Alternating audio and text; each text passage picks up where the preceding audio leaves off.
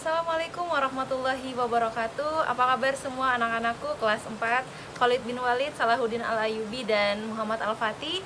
Semoga kalian semua dalam keadaan sehat walafiat. Nah, hari ini kita akan melanjutkan pembelajaran kemuhammadian kita yang sudah kalian belajar minggu lalu, yaitu adalah materi tentang sholat.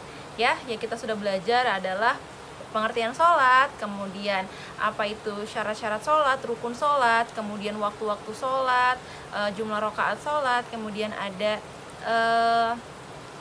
rukun Islam.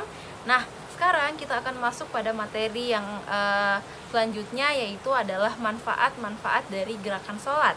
Nah, untuk itu Bu Jihan harap anak-anakku semua yang ada di rumah untuk memperhatikan video pembelajaran pada hari ini, dan nanti biar kalian bisa belajar untuk persiapan PTS di pekan yang akan datang. Jadi PTS yang akan datang nanti kalian hanya akan belajar bab 1 dan bab 2. Bab 2-nya sampai pada materi manfaat gerakan sholat. Ya, jadi untuk itu anak-anakku silahkan simak materi yang akan dijelaskan oleh Bu Jihan berikut ini. Nah, anak-anakku, ini dia adalah video pembahasan mengenai manfaat sholat.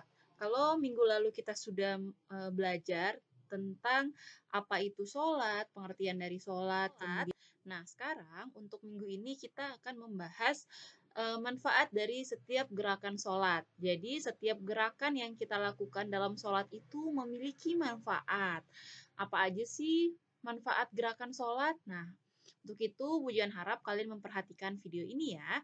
Kita mulai dari gerakan takbiratul ihram. Nah, takbiratul ihram ini seperti yang ada di gambar itu contoh dari gerakan takbiratul ihram yang sering kalian lakukan saat sholat.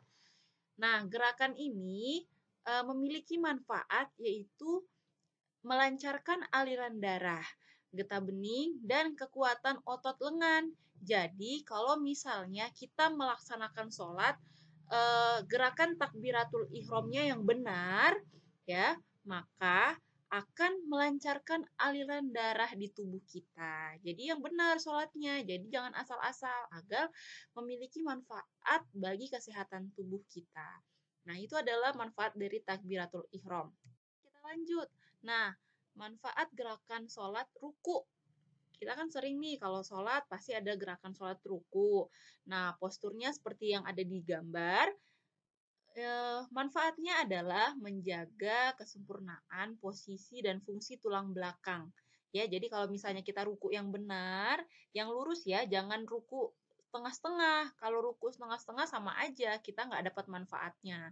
Jadi untuk itu, agar kalian mendapat manfaat ruku, kalian harus ruku dengan benar. Caranya yang benar yaitu seperti yang ada di gambar, rata ya. Jadi antara posisinya itu tulang belakangnya bisa sempurna seperti yang ada di gambar. Nah, ini fungsinya, manfaatnya sebagai penyangga tubuh dan pusat syaraf. Ini adalah manfaat dari gerakan ruku ya. Jadi menyempurnakan posisi tulang kita yang ada di belakang.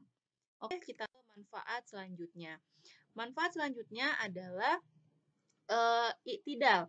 Nah, apa itu iktidal? Iktidal itu adalah gerakan setelah kita ruku. Jadi setelah kita bangun dari ruku itu adalah posisi iktidal sama coba dilihat gambar yang ada di samping. Ini merupakan contoh gerakan iktidal. Iktidal itu ada di antara postur setelah ruku dan sebelum sujud. Nah, itu gerakan iktidal. Gerakan berdiri bungkuk, berdiri sujud merupakan latihan pencernaan yang baik. Jadi, ini merupakan manfaat gerakan iktidal kalau kalian melaksanakan gerakan sholat iktidalnya dengan benar ya. Organ-organ pencernaan di dalam perut mengalami pemijatan dan pelonggaran secara bergantian. Efeknya pencernaan menjadi lebih lancar. Nah, ini adalah manfaat gerakan sholat iktidal ya anak-anakku. Jadi, agar kalian mendapatkan manfaat dari gerakan iktidal ini, maka kalian harus melakukannya dengan benar. Ya. Manfaat selanjutnya adalah gerakan sujud. Nah, ini nih yang sering kita lakukan. Nah, dalam sholat pasti ada yang namanya gerakan sujud. Sujud ini berfungsi manfaatnya adalah aliran getah bening dipompa ke bagian leher dan ketiak. Jadi posisi jantung di atas otak menyebabkan darah kaya oksigen ya bisa mengalir maksimal ke otak. Jadi kalau kita sujud dengan baik dan benar, maka darah akan mengalir ke otak dan berpengaruh pada daya pikir seseorang. Jadi daya ingatnya lebih baik kalau kita misalnya rukunya nggak asal-asal. Ya ingat, ketika kalian ingin mendapatkan manfaat gerakan sholat, maka rukunya, maksud sujudnya harus dengan benar. Ya, gerakannya harus baik dan benar. Jadi agar mendapatkan manfaat. Lanjut. Nah, ini manfaat gerakan sholat selanjutnya adalah duduk tahiyat awal atau akhir. Nah, manfaat dari duduk ini adalah kita jadi kita bertumpu pada pangkal paha yang terhubung dengan syaraf. Ya, posisi ini menghindarkan nyeri pada pangkal paha yang sering menyebabkan penderitaan tak mampu berjalan. Jadi jangan salah nih kalian anak-anakku, ketika kita sholat, duduk tahiyat awal, tahiyat akhir yang pada bilang, "Bu, sakit Bu kakinya gini-ini." Itu justru malah kita melatih paha kita, otot-otot paha kita agar mampu, agar kuat dalam berjalan ya, membuat kelunturan dan kekuatan organ gerak kita. Ya, jadi kalau kita duduk tahiyat awal atau akhir dengan benar, maka akan membantu melunturkan kekuatan organ-organ gerak kita, ya.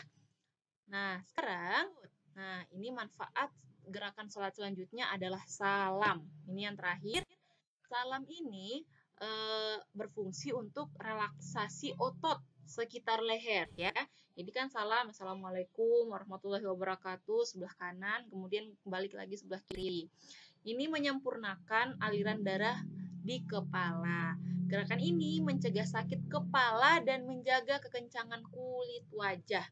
Jadi itu nak ya, anak-anakku, gerakan sholat itu sangat banyak manfaatnya.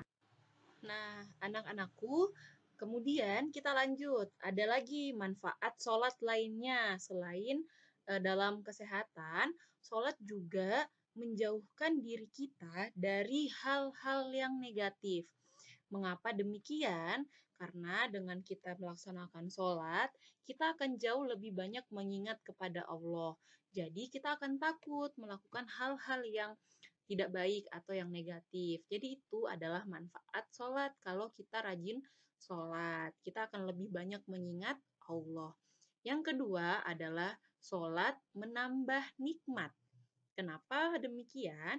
Karena dengan melaksanakan sholat, Allah akan memberikan nikmat yang berlimpah kepada kita di dunia maupun di akhirat.